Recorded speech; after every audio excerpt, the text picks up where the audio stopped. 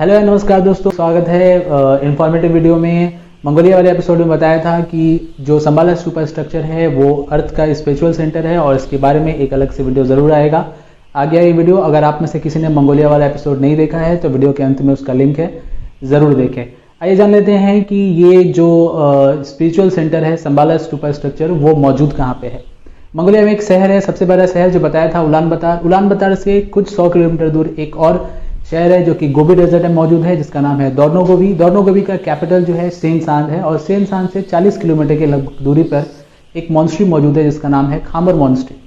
इस मॉन्स्ट्री की स्थापना 1820 में डेनजेन रावजा ने की थी, जो कि 17 साल के लामाइस्ट मॉन्क थे। जब वो यहाँ पे आए तो उनको लगा कि गोबी डेजर्ट के आसपास जो है वो बहुत ही ज़्यादा स्पिरिचुअल एनर्जी है और इसलिए उन्होंने इस जगह को चुना यहाँ पे मॉन्स्ट्री की स्थापना करने के लिए।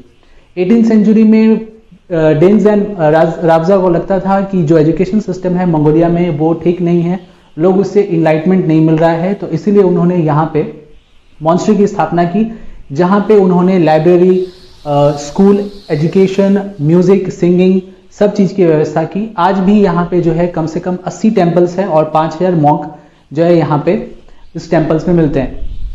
टेम्पल के इस मॉन्स्ट्री के ठीक पीछे एक ब्लैक माउंटेन है, जहाँ पे ऐसा कहा जाता है कि जो भी यहाँ पे जाता है और अपनी इच्छाओं को बताता है उनकी इच्छाएं पूरी हो जाती हैं। इसी मॉन्स्ट्री के ठीक नॉर्थ में जो है केव है, जहाँ पे उस समय मॉन्क जो है 108 दिनों तक मेडिटेशन में जाते थे।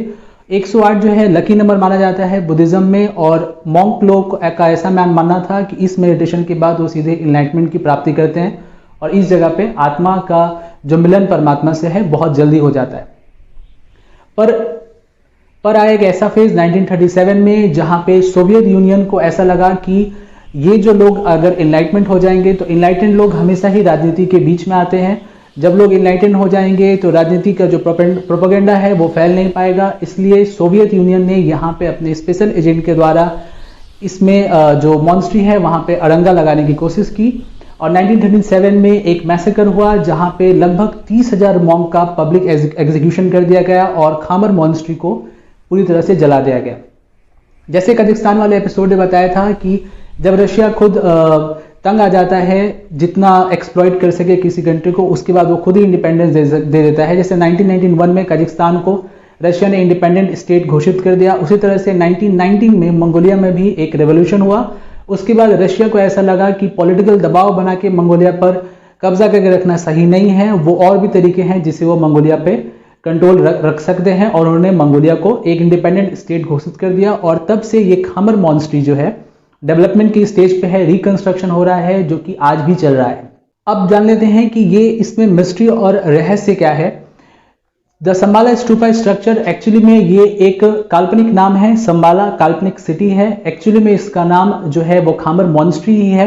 18th सेंचुरी से ही लोगों को ऐसा लगता था कि यहाँ पे लॉस्ट सिटी ऑफ संबाला मौजूद है।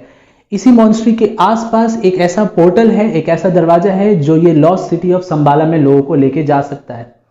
और ये लैंड ऑफ इमोर्टल्स भी इसको कहा जाता था, जहां पे लोगों का ये मानना है कि यहाँ पे ऐसे मॉन्क रहते थे जिनके पास अद्भुत शक्तियां थी और वो अमर थे। इसीलिए 18th सेंचुरी और इसीलिए 19th सेंचुरी में हिटलर ने जब वर्ल्ड वॉर 2 का स्टार्ट किया तो उस समय उसके अगेंस्ट में 3 बड़े बड़े नेशंस थे, यूनाइटेड स्टेट, ग्रेट ब्रिटेन और सोवियत यूनियन।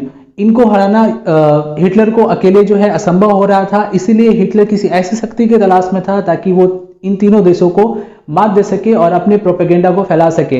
हिटलर का मेन मकसद था अर्थ से जितने भी जूस पीपल हैं उनको हटा देना, औरतों को काम ना करने देना और मीडिया और न्यूज़पेपर में जो भी चीज आए वो हिटलर के मुताबिक ही आए।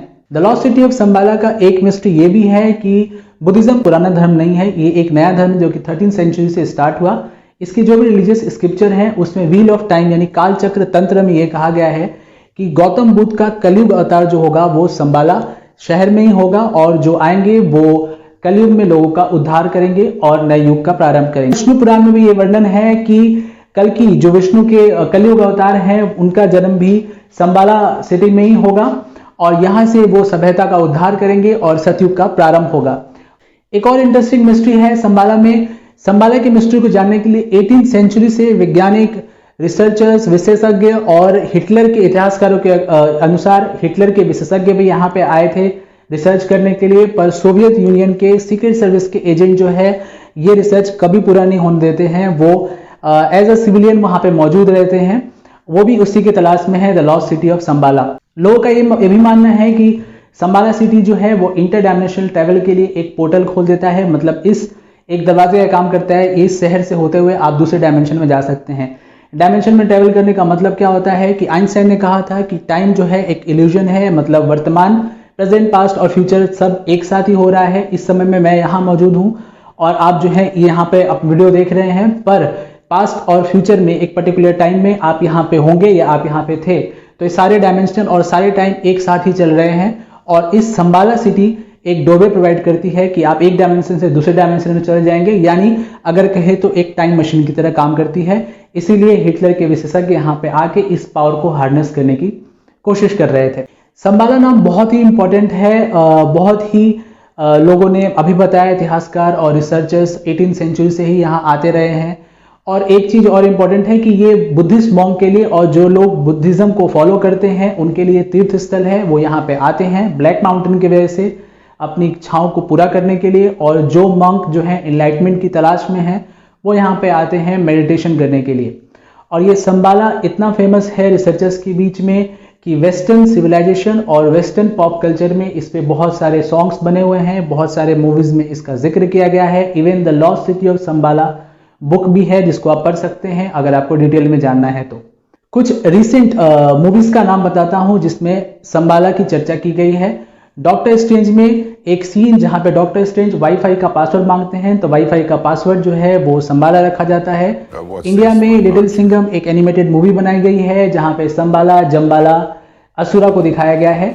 तो संबाला शब्द का इस्तेमाल बहुत ही जगह किया गया है और अभी भी एक रहस्य बना हुआ है कि क्या लोग जो मानते हैं सच में यहाँ पे कल्कि का अवतार होगा, क्या गौतम बुद्ध फिर से यहीं पे जन्म लेंगे, क्या ये इंटर डायमेंशनल ट्रैवल करने के लिए पोर्टल प्रोवाइड करता है। ये रहस्य है जिसकी गुत्थी अभी तक सुलझी नहीं है, शायद एक दिन सुलझ जाए, शायद कभी ना सुलझे। मिथ ही है और इसमें कुछ सच्चाई नहीं है, हो सकती है इसमें सच्चाई भी मौजूद। तो ये था द संबाला स्टूपा स्ट्रक्चर का रहस्य। अब ये मिस्ट्री है या मिथ है ये आपके ऊपर है, आप डिसाइड करें। धन्यवाद ये वीडियो देखने के लिए, आपका दिन शुभ हो। और लिंक मौजूद है मंगोलिया का, देख ले। और ये वीडियो अगर पसंद आया तो लाइक, शेयर और सब्सक्राइब कीजिएगा, सबको दिखाइएगा। ये रहस्य बहुत ही अच्छा था। धन्यवाद।